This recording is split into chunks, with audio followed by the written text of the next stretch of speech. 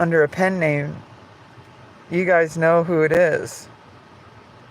It's not really like supposed to be like a secret, but it's just like I feel like I need to keep my fiction.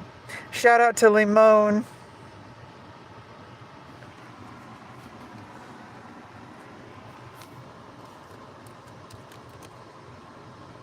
Shout out to Limon. How you doing?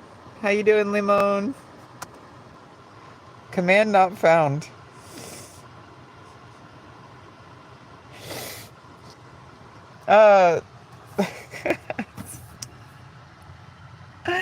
Good. Yeah, and I don't know, I'm just trying to think, like, what are the things that I can do that are, like, more positive? Like, I have a lot of freedom. Like, setting up, like, the ability to work, you know, is actually, like, really important, especially as a writer. There's a lot I can do in the world as a writer. Like, there's a lot of freedom to it. And, like, being able to, I got a nice new, like, hiking backpack, and I got, like, emergency preparedness. And, you know, like, there's a lot of, like, things I can do to, like, improve my quality of life right now. You know, right now I'm kind of, like, in a situation where I kind of can't go too far. I'm kind of glued to some resources while I'm waiting. Once I'm getting more situated, I can travel out further. But what things I can do now, I don't have to go, like, off the grid or anything. You know, I'm not talking about going off the grid and going on crazy, like, adventures, but, like, I could go, like, on, like, you know, maybe like you know, not too long of a drive, but, like, go on a drive to go to some public lands and, like, go camping. Maybe even just, like, one night, you know, just to, like, be out in the wilderness and just focus on, like, being offline, just working on my writing, working on my novel,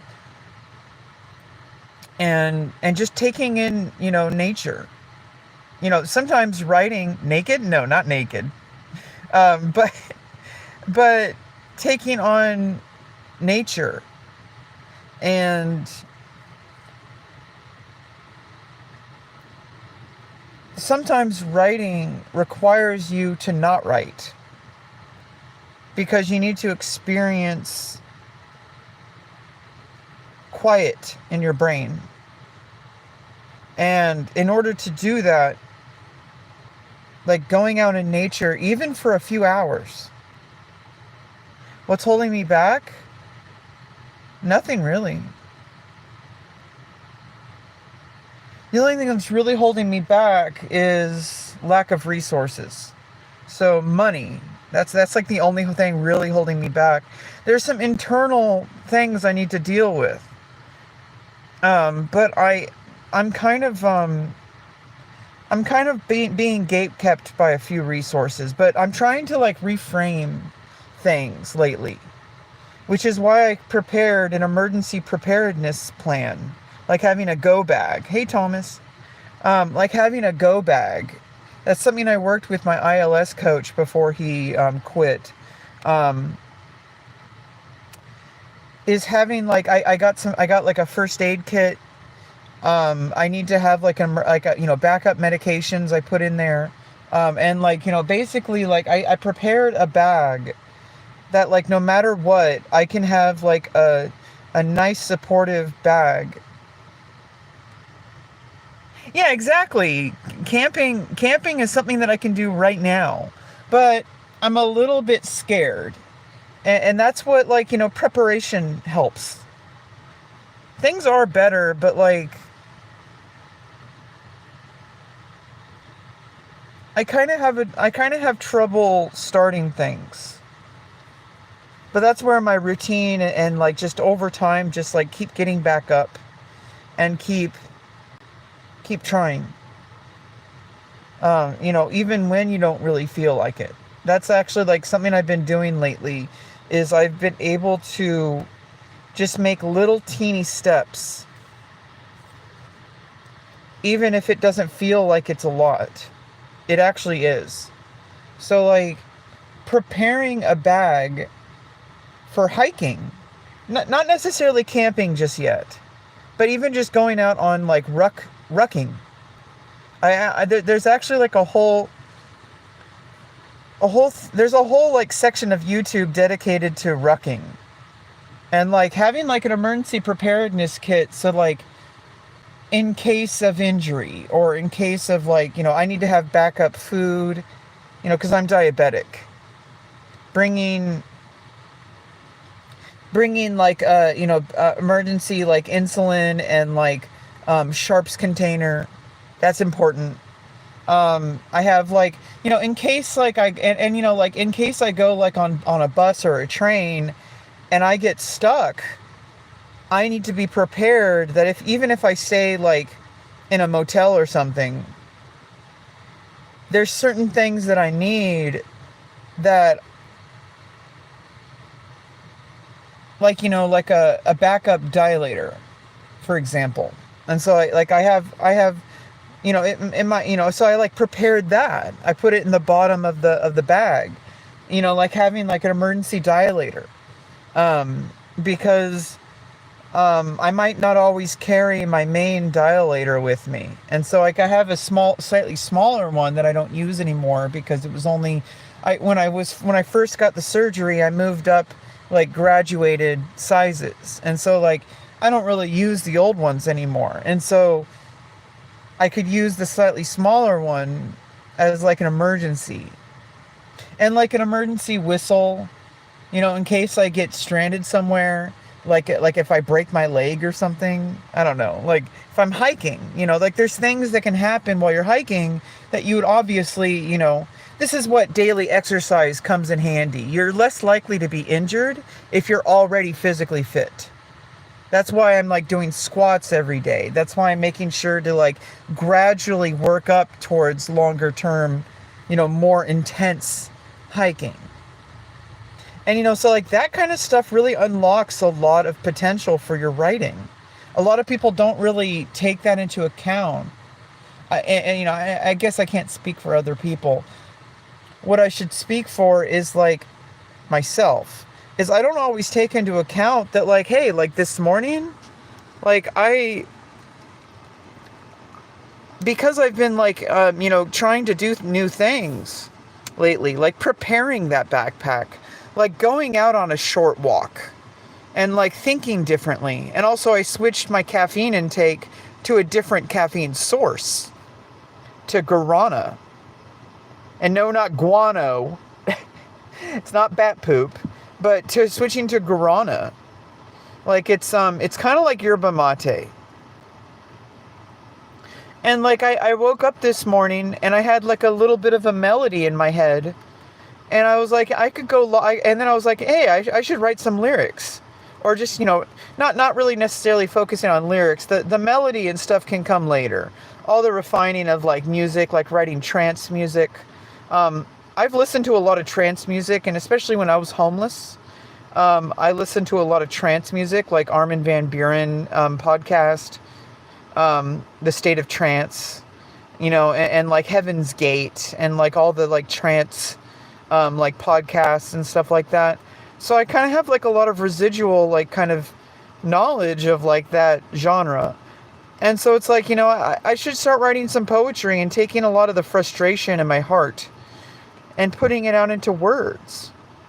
Focus on just writing the words down, and not necessarily worrying about melody or anything like that. But, putting it down and just collecting that, day by day. And I think there's like a lot of steps I'm taking to change the way I feel about myself. Like kind of what I was writing with this poetry was the stuff I've been dealing with internally. I don't know how to speak to the world. I've been trying, like through my live streams and through all that, but there's certain things I need to like put into words, but I can't put them into words. because there's certain things that I want to like, there's things that are holding me back in my heart, and I need to let them go. And I think like what I was trying to say with this is that it's not necessarily about like having like black and white thinking. Like, God has forsaken the broken and the devil can't hear our cry. So what's left behind is our bitter heart, the choice to fly or to bury it deep inside. When we give ourselves these impossible black and white choices, we're left with unacceptable reality. And it's like, it's not necessarily about these black and white thinking. We need to be able to look at the third choice and the fourth choice and the fifth. Like, it's not black and white. And that's kind of like what I've been working on in therapy and in my own personal therapy as well. That's outside of, my own personal salvation, And, we must remember our promise, the journey into our hearts. Truth binds us to torture, and lies lead us to the void. I don't necessarily know about that line, but basically the idea behind it is that, every time we return to that work that we do, that personal healing, it's that we must remember that the truth isn't pretty. Like, the truth isn't this easy path. Truth is torture. And you have to accept that. But lies lead you to the void, like to never-ending, unchanging torture. A different type of torture. And, so it's like you kind of have to face the torture of truth. You can't lie to yourself. And when beauty is in the beholder, how many must witness our fall? Like how you have the choice, how long are you going to wait? Because the longer you wait, the more people are going to see you fall. Which means you're going to make, you're going to do damage to yourself the longer you wait. And so we fly into the darkness no matter how long the fall. Because the darkness isn't bad. The light isn't necessarily good. Like, these ideas that we have are kind of not really helpful. And I think like the reality is much more nuanced, and that people confuse pain for suffering. Suffering is really when you refuse to deal with the things that are causing you pain. You can't unlock the window and you can't break down this door, because once something happens, you can never go back. Like, no matter how we scream, we can never go back to before. And like, as long as we're trying to go back and undo the things that we did, we're never going to be able to move past it. Because it's not about moving past it. It's not about healing. It is about healing. It's not about repairing. It's not about trying to fix everything. It's about trying to like figure out where you are and moving forward anyway. That's what I've learned in therapy. It's like you can never go back to who you were before, and you wouldn't want to, because the person you were before was the person who was making all those bad choices. All of us. We can only go forward, and when you start wanting to bring yourself to who you were before, it might sound ideal sometimes, especially with nostalgia.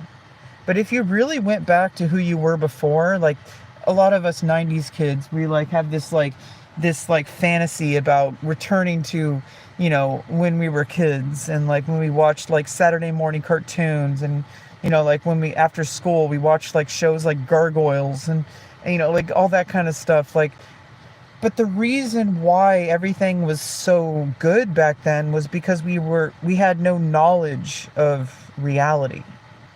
And as we get older, hopefully, we learn that reality isn't so black and white, and it's not this huge, like, not this beautiful thing that we painted it as.